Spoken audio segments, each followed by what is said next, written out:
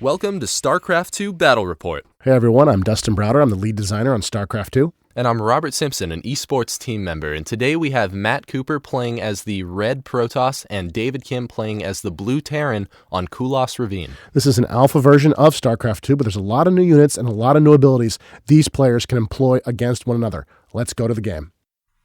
Here is Matt Cooper in the lower right hand of the map playing as the Red Protoss, and all the way across the map, across this huge battlefield, is David Kim playing as the Blue Terran. This is on Kulas Ravine. This is a new map for our alpha version of StarCraft 2. You can see there's a very narrow choke point allowing access into your base, and you've got this very easily defended expansion up here where you could build another town and try to gather more resources. This area is protected by these rocks. If you destroy these rocks, you can get access to this area. So you see, in order to even get up to that area, you need to destroy the rocks inside your own base. We've also got all the way across the map here a regular expansion for each player. This will allow each player to build additional resources if they want to, but this one's much more exposed. It's easier to get to, but it's easier to get to for the enemy as well.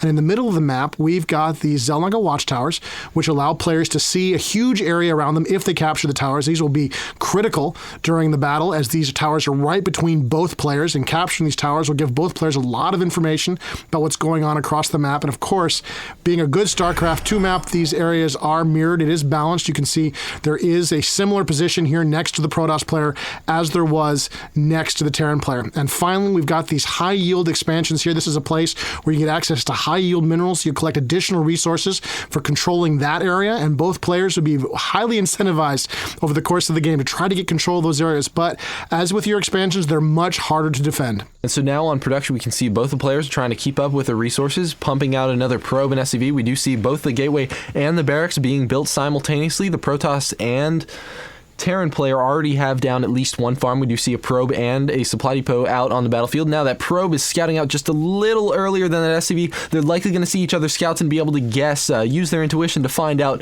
where the other player is. We do see the Protoss player throw down an assimilator, so we're probably going to see him going for a cybernetics core and likely warp gates. Yeah, absolutely. It's a very standard approach for the Protoss these days in the alpha version of StarCraft 2. And you can see the Terran player has, of course, spotted the probe. He sees what's going on and he's moving away. Both players are trying to find out where the other player is located. This is very important in StarCraft 2, as it was in the original StarCraft. The more information you have, the better off you're going to be over the course of a battle. And back in Matt Cooper's base, we do see that assimilator is absolutely finished, and he's already mining from it with a total of 3 probes. So he's trying to get the most that he can out of that assimilator. Now we see that gateway hasn't started producing anything yet. He was saving up his minerals so that he can throw down that cybernetics core. He's relying on the size of the map here to protect himself. He's not building any ground troops because he knows it's a long distance from his base to the enemy base. So he's going to rely on that and hope the enemy doesn't get here anytime soon, allowing him to tech up a little bit more quickly. And the probe is able to make it over into the Terran base. We do have that Marine laying down a ton of pressure on him, and he's going to pull back that probe. Is it going to be able to regenerate its shields? I'm not sure if it's going to survive. Is the Marine going to be able to catch him? Oh, and it's looking like the Protoss player is moving him around. He's able to get just enough shields back to take another couple of attacks from that Marine, and he's able to outrun him and make his way into the Terran base. This is a big deal. What a great move by the Protoss player. He's inside. He's going to get to see what he needs to see right now. He wants to know what's going on inside this Terran base, and he's going to get his way. He's very cleverly maneuvered around. He's playing keep away from that Marine, regenerating his shields. Shields generate much more quickly in StarCraft 2 than they did the original StarCraft, and you can see that probe. Oh, its shields are almost down. It's only got a few hit points left. It is running away from that Marine. It's a little bit faster, and it looks like, unbelievably, that probe is going to successfully dodge that Marine, scouted that entire Terran base, and get away all at the same time. Now, the Terran player, on the other hand, was able to safely get his SCV into the Protoss player's base and scout around as much as he can, and now he's pulling out before too many units get out there. We do see that the Terran player is going for Marauders, which is pretty bad news for the Protoss player at this point, because he did just build the Stalker. Yeah, absolutely. So the Stalker is a great... Oh, and it looks like that probe almost got caught again by the SCV, but it does manage to get away, and here comes the Stalker. Now, the Stalker is a very dangerous Protoss grounding. It can shoot ground and air, and of course it has an ability to blink, which allows it to teleport anywhere it wishes to go within a short distance. Now, the absolute perfect counter for this unit is the Terran Marauder. It's a heavy ground infantry unit that fires concussion missiles, does a lot of damage to armored units like the Stalker, and it's the perfect choice to deal with this mobile Protoss threat. Is that SCV going to go? Yes, the final shot. We've got a Marauder engaging that Stalker. Both the units volleying at each other at the exact same time. We see lots of damage getting laid down. Who's going to win? Is it going to be the Marauder or the Stalker? Oh, and the Marauder is just able to get off that last shot right before the Stalker was able to kill him. small gain for the Terrans, but still a gain nonetheless as he takes down that Stalker that was threatening his base. And we see the Terran player here is actually planning on expanding. He's got a command center in production down at the very bottom of the screen. He's probably going to fly that up to that plateau just south of his base where he will be able to harvest safely. And the Protoss player may be unaware of it for quite some time unless he gets some flyers out to have a look at what's going on. Meanwhile, back in the Protoss base, because there's a lot of teching going on, a lot of resources being laid down here. Looks like he's got some more gateways on the way. He's got another simulator going down, and he's got a Twilight Council, which will allow him to build Immortals. It'll allow him to detect Dark Templars. It's really a gateway for a lot of choices for the Protoss. It'll allow him to build Charge on his Zealots, allow him to move much more quickly. A lot of choices coming out of that building, so we're going to see what the Protoss decides to do once he gets that tech in play. And so here David Kim has taken advantage of his ability to lift off and load a few SCVs into that command center and land them right on that high ground expansion. Oh, and the Protoss player, it looks like, has built a proxy pylon, as we've come to call it, in this StarCraft 2 alpha build, where you actually build a pylon closer to a player's base so that you can warp units in much closer so that they can cover lots of ground very quickly. Yeah, this is the only reason to put that pylon down right there is so he can warp in units right there in the middle of the battlefield. This will significantly cut off the amount of time it takes the Protoss player to move across the battlefield. And we had the tech console up there just a second ago, and we saw that the Protoss player was researching Charge. This will allow his Zealots to move much more quickly. We'll have him to catch, hunt down, and destroy those Marauders. And looking at the resourcing, we see both players are pretty even in the resourcing, so it looks like it's still a very, very close game. And there's the proxy pylon in operation. You can see all those forces just warped in there out of nowhere. Looks like the Marauders don't want to fight them quite yet. They're going to back up, hope not to be seen, but they are seen. Now the Stalkers are going to take some damage here from the Marauders, but it looks like the Terran player is really taking a beating. And oh wow, he's pulled one Stalker back, drawing the Marauders' fire, drawing it away from the stack, and the Protoss player wins the battle handily. What an excellent move by the Protoss player. It's really all about controlling units. Getting the most out of the units at this high level of play is what's incredibly important. Now, back at the Terran base, the Protoss is trying to make a push in there. He does see a couple Marauders out. Oh, he thinks that he can take that army, but what's this? Two more Marauders show out from behind the Terran's base, and the Protoss army is absolutely overwhelmed. We're going to see those Stalkers just get mauled. Yeah, he would love to escape at this point, but those concussion missiles do slow down units that are hit by them for a short time. It really means that there really was no hope of escape there. All the Protoss could really hope to do at that point was do as much damage as they could before they were taken down. And here is the Protoss response to the Marauder. He's got a bunch of Zealots in play, and he's going to warp in a bunch more. These guys are extremely dangerous against the Marauder. The concussion missiles don't do nearly as much damage against lightly armored targets like the Zealot, and it looks like the Zealots might be able to chase down and kill these Marauders. Ooh, and we're going to see those Marauders are hot on the tail of all those Zealots. Whoa, and it's looking like those 6 Zealots are feeling extremely zealous and are going to move right back in there and try and chase down all those Marauders. We got 3 more Zealots getting warped into play, and here they go. They're chasing down those 3 Marauders, only 3 remaining. Wow, and Charge is finished researching. They are going to be able to chase down the Marauders, no problem. Yeah, there's nowhere to run now, and the Marauders know it. Once that Charge comes online, you can see those blurs by the Zealots as they move so quickly. There's no escape for the Marauders now. They're just running for their lives, trying to escape inside the Terran base, preserve this force as long as he possibly can. And the Zealots are loose. They're loose inside the Terran base, and they're just trashing the place. They're going immediately for the SCVs, and you can see they're just tearing the place apart, killing as many SCVs as they can. The SCVs are turning, fighting back, desperately trying to stem the loss of life, trying to kill as many Zealots as they can. Oh my god, he's taking just a terrible beating in his economy. The Zealots are just cutting into those SCVs. Some Zealots are going down, but the SCVs are taking even worse damage. He's down to 25 SCVs, while the Protoss have 33 still in play by the time those Zealots leave the base. So now, the Protoss player probably thinks that he has this huge one up, but little does he know that the Terran player actually has that high ground expansion where he's able to still safely gather all the minerals he wants. Yeah, absolutely. The Protoss player's got a feeling really confident right now. He just did a terrible amount of damage to his economy. You can see as we're panning across the map there, he was expanding. It looks like the Protoss player's got everything going his way. What he doesn't know, of course, is the Terran does have another town. He has another base, and he's making good use of it. And the Zealots are back inside. They've bypassed that bunker, and they're going directly for the SCVs, trying to kill as many as they possibly can. Some of those SCVs are no doubt wounded from the previous battle. The Marines are trying to fight back. The SCVs are trying to get away, but the Zealots are just too tough. They're just trashing them and taking them down, and the Marines are running back for the cover of that bunker if they can only get to it. Ooh, but the Zealots are trying to chase it down, and the Marauders finish just in time and are able to take down those Zealots. I have to say, I love charge. Yeah, it's such a great ability for the Zealot. It really makes them very effective in the mid-game. When the unit is starting to become less and less effective, suddenly charge can come online and give whole new life to the unit. Now, it looks like the Protoss are having a look around here. He's scouting around the map, making sure that there's no hidden expansions. Of course, he doesn't know about the expansion on the high ground. He might be able to guess that the Terran had done such a thing, but he doesn't know for sure. Oh my goodness, looks like the Terrans surviving of that battle are coming out to fight. They're moving out to engage this position. He's got a bunch of Zealots that he's just warped in, and he's engaging that tough Marauder force. The Marauders are having a lot of trouble. They're backing up. They're focus firing on the Zealots, trying to slow them down, trying to buy themselves some time, trying to hope they can wear down those Zealots with repeated use of their concussion missiles. Ooh, and you have them turning around just trying to get off one shot and continue running away. They're trying to kite that Zealot away as fast as they can. Are they going to be able to take down the probe? Those two Marauders. We've got a Zealot and a probe in hot pursuit of those two Marauders, and they are able to take down both of them. Oh, but 3 more Zealots come into play, and those Marauders are not going to see the light of another day. Yeah, they're absolutely toast. So he managed to eke out a little bit of a victory there, but it wasn't enough. The warp in really helped the Protoss player get back into the game, make sure he got some forces down on the battlefield, and maintain control of the middle of the map. It's very important for the Protoss player right now to maintain control of that middle area so he can keep up the pressure on the Terran base.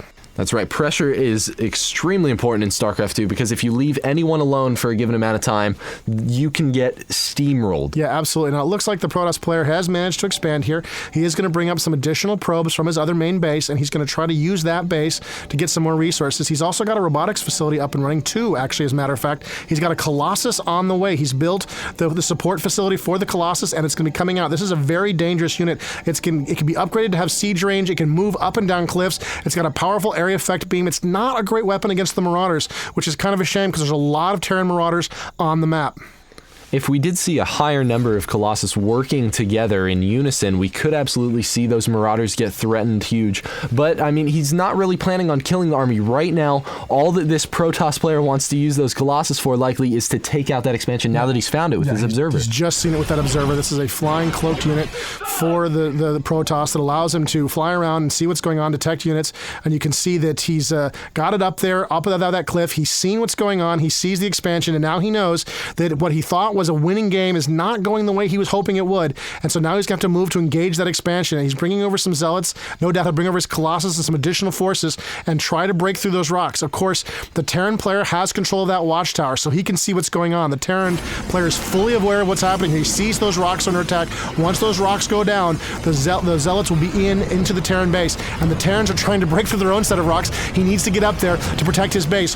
Who will break their rocks first is the real question right now. And the Colossus is in. It's attacking the Terran base. It's driving off of those SCVs. The SCVs are running for their lives while the Colossus is stalking around, trying to do as much damage as he possibly can. He's running as close to those Marauders as he can, and the Colossus is a little too close to that Terran army. It's trying to get off some shots. It's going to get off a few shots, and then it's dropped by those tough Marauders. Ooh, and it's looking like Matt Cooper was just a little bit distracted, possibly by seeing all of these Hellions run past his proxy pylon in the center of his map. We can see those Hellions laying down some damage, trying to take out as many of the probes as they possibly can. We do see a Stalker getting warped into play, going to lay down some pressure. The Hellions are going to try to move around over towards the natural. Oh, and that Colossus there. Those Hellions do not stand a chance. Yeah, those Hellions are going down to the Colossus and the Stalker, back into the Terran base. The Zealots are in among the SCVs once again, doing as much damage as they can to the Terran economy, just tearing away. But that's a lot of Marauders. That's a lot of Stalkers in the way, and the SCVs are fighting back as well. You can see one of the Stalkers is brought down by combined SCV and Marauder fire, and the few Protoss survivors from that failed assault will limp away to safety. The Observer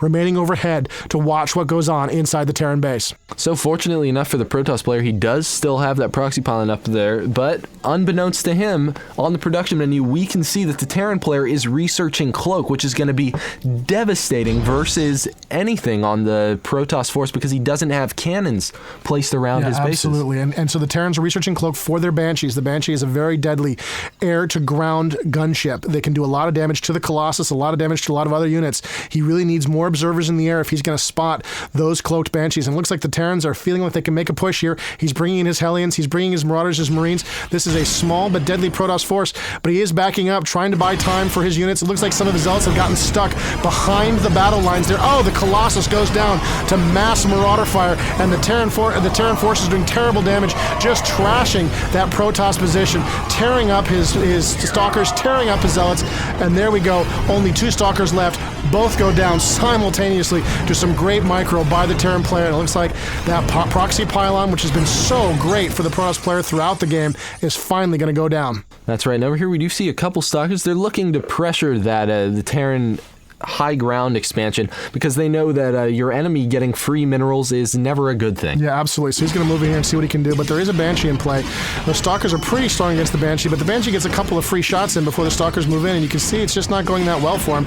He really needs to micro that Stalker away, but he fails. The Banshee does survive, will no doubt be repaired. Meanwhile, out on the rest of the map, it looks like there's another small battle going on. The Colossus have come up. They've destroyed, along with their Zealot buddies, they've destroyed what remained of that Terran strike force, and the Terrans in the middle of the board are once again on the run. You can see the Zealots using their charge to hunt down and kill those Marauders. Now, on the unit overlay, it's clear that this is not all that remains of the Terran army. There is a large force being created and amassing up in the Terran base. We can see that little blob of blue just moving across the map, and here they come. They're going to be chasing down those Zealots. The Zealots stand no chance against the number of Hellions that large. Yeah, those Hellions have a very powerful flamethrower that can really do a lot of damage to light targets like those Zealots. You can see the Terran army is massing up there for a push. This is a pretty decent sized force for the Protoss, but you can see what's going on with the Protoss, why their force is so small. They've been spending a lot of their resources on expanding over here to this high yield area, building another base so you can collect some additional resources. This is very, very important for the Protoss player to stay in the game, to keep building additional resources, to keep his economy going.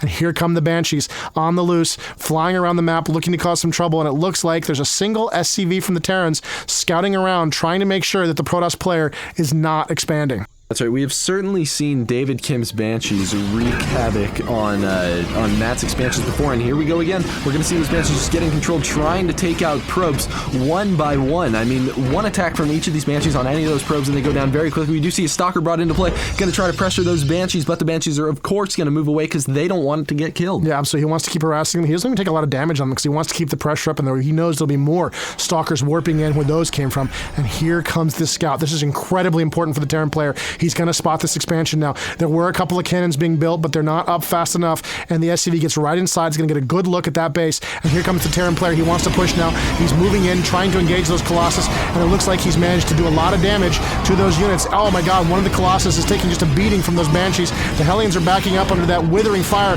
but still the Banshees are doing their damage. Oh, one of the Colossus goes down to the cloaked Banshees, and the last remaining Colossus is going to limp away, try to find some cover under the guns of his friendly Stalkers there, and looks like the cloak is still in play. There's no observer nearby, and here comes the observer. The observer's moved in. Now the Banshees can be seen, and one is destroyed. Ooh, what a good attack by the Terran player. And now that the Terran player is able to see this Protoss expansion, he's going to be moving over there with this large amount of Marauders. That is 12 Marauders and an additional 4 Hellions are just absolutely going to be able to tear those cannons apart. There was a unit trying to be warped in, but he focused it during the 5 seconds that it was getting warped in and killed him before it was able to hatch. Yeah, absolutely. It looks like the Stalker's going to come in and try to bail the situation out, but that's way too many Marauders for that Stalker. He doesn't got a lot of hope of dealing with the situation, and still no real practical way to deal with that many Banshees. He has dropped a number of them, but it looks like he has lost all of his Stalkers, and now the Colossus is trying to get to a position where it can fire at the Marauders, but it's just taking a pounding from those Banshees, and this base is going down. There goes the Nexus. That's just too many Marauders doing tons and tons of damage, especially to buildings, just tearing up the place while the Protoss desperately scramble to stay in this game. Now, meanwhile, the Terran is just going to build another expansion. He wants to keep this one up, so he's just going to build another command center and take it on over to his natural expansion. Yeah, and it looks like here come the Banshees in once again. Now, there's not actually a lot going on back here. Most of the probes have already left. They've moved off to other areas to resource, so those Banshees are going to do some damage, but not a lot. Meanwhile, at the front of the Protoss base, the Terrans are pressing in. The Protoss don't have a lot on the field. You can see they're not producing almost anything. There's only 3 Zealots being warped in right now compared to the large number of forces being created by the Terrans. And here come the workers moving out, trying to engage these Marauders. He's got to drive these Marauders away. Here comes some Zealots tearing away at the Marauders, and the probes are moving in, fighting off as well. The Marauders are backing up, firing a shot, backing up, firing a shot, trying to kite these units away, trying to get as much damage as they can get in before they're brought down. They just need to leave this force as beaten as they possibly can, because right now David Kim is just trying to maintain the pressure while he continues production. We can see his resources are doing amazing. I mean, right now Matt Cooper's falling behind because he's using all of his probes to try and harass that the Marauder force. And there go the probes back to production. Not very many left. It looks like he's got a couple of Zealots in play. He's very carefully trying to battle out against these Marauders. I don't think the Zealot's going to survive. It's going to be a very close battle between these two, and the Zealot wins narrowly with 17 hit points remaining. The Zealot is the victor. A very small victory victory for a very, very troubled Protoss player. Wow, and David Kim is actually doing even better than we may have thought. He does have another expansion down in the bottom left of his base and has this huge, overwhelming force moving across the center of the map to seal the deal. Yeah, and here is the trouble coming in for the Terran player, a huge force of Hellions and Marauders. There's really nothing on the ground that can stand up to this. He needs some air forces to deal with it, but he doesn't have them, and here comes the last of the Protoss defenders, desperately trying to stem the loss of life. He rushes the workers in, but those Hellions are the perfect counter. They tear through those workers and cut them all to pieces. This has really got to be the end of the game for the Protoss player. He's in a lot of trouble here. He's lost, and there's the GG. Matt Cooper conceding the game. Good game, he says, to David Kim. So we just saw David Kim get in there with those Marauders and those Banshees and ultimately push Matt Cooper into a corner he just couldn't get out of. Yeah, it was really, really tough on Matt. He really had some options to get out of that situation. He could have gone to the air. He could have gone with Phoenix. He could have gone with Warp Rays, but he just couldn't manage it in time, and he ultimately was overrun. You can see StarCraft 2 is such a challenging game for play. These players did a really great job at showing us what a very competitive match can look like. Yeah, what a great game. Thanks for joining us in this StarCraft 2 Battle Report.